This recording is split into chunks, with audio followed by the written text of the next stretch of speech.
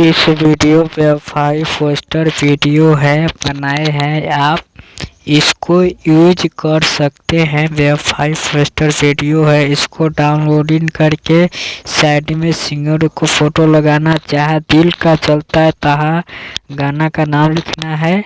उस पर आप लगा के इसको डाउनलोडिंग करके इसको बना के आप चला सकते हैं नेट पे। बिना आपको कोई कॉपीराइट नहीं मिल सकता है।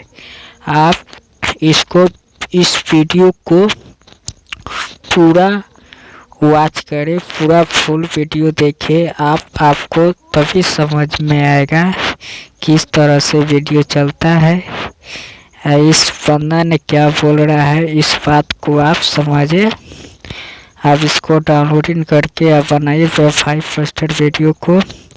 इस वीडियो को ज़्यादा से ज़्यादा शेयर करें। लाइक एक ज़रूर करना। लाइक करने में आपको पैसा नहीं लगता है, नहीं ज़्यादा समय लगता है। आप इस वीडियो को कमेंट भी करना, शेयर अपने दोस्तों को पास शेयर करना।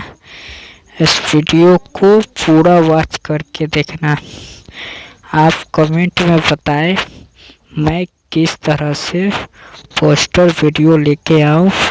आप कमेंट करते हैं, उसी कमेंट से मैं वीडियो बना के लेके आता। जय हिंद, जय दोस्तों।